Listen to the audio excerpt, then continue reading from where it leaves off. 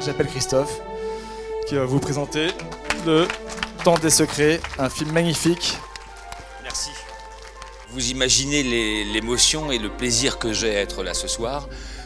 Quand j'ai lu Le Temps des Secrets est le 3e volume de la trilogie.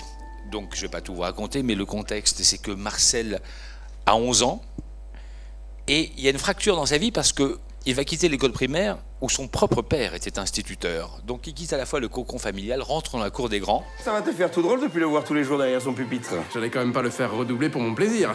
À toi, À Marcel. toi, Marcel. En fait, l'adaptation m'a pas tellement posé de problème parce que, en ayant travaillé avec Nicolas Pagnol, le petit-fils de la famille, il a tout de suite vu que j'avais l'univers dans la tête et que moi j'allais pas apporter des décalages, j'allais faire confiance. En revanche, j'ai évidemment beaucoup développé des situations qui étaient à peine amorcées dans le récit, et notamment en allant un peu plus loin que peut-être Pagnol l'avait fait à l'époque, peut-être sans doute par pudeur familiale, c'est que on dit Le Temps des Secrets. Alors on pense à ce jeune adolescent qui, vous allez voir, a toujours vécu ses vacances avec le petit Lily des Bellons, allant mettre des petites pièges pour les oiseaux, découvrant les collines. Et puis un beau jour, on a 11 ans, et puis il y a une jolie fille qui passe par là, et peut-être que ça nous intéresse plus que les jeux avec son copain. Et à partir de là, donc, on trouve des arrangements avec la réalité, où on commence à cacher des petites choses. Mais c'est aussi l'âge où on découvre que, malgré leurs injonctions, nos parents, tu vas pas mentir, tu vas dire la vérité, tu vas être transparent, ne sont pas totalement irréprochables. On découvre tout ça. Donc c'est vraiment un roman d'initiation, c'est un récit d'initiation à l'adolescence.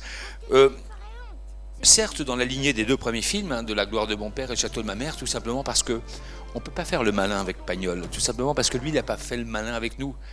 Pagnol est un grand écrivain, un grand auteur, mais qui a eu la modestie de se mettre à notre hauteur.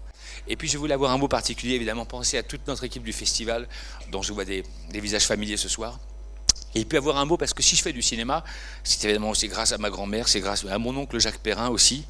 Et dans l'entourage de Jacques, il y avait quelqu'un qui a beaucoup compté, c'était Tony Molière. Et j'en pense à lui ce soir parce que Tony nous a accompagnés, je le connaissais depuis tout petit. Et je veux vraiment, Solange, et les enfants, dédier cette séance à Tony, parce que le cinéma, c'est ça.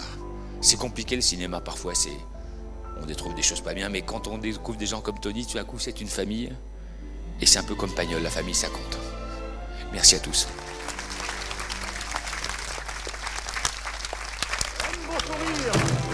Pendant des années, tu l'as eu au milieu de ta classe. Buvant tes paroles. Et d'un coup, tu le vois grandir. Regarder les filles. Avoir ses secrets. Comme nous tous.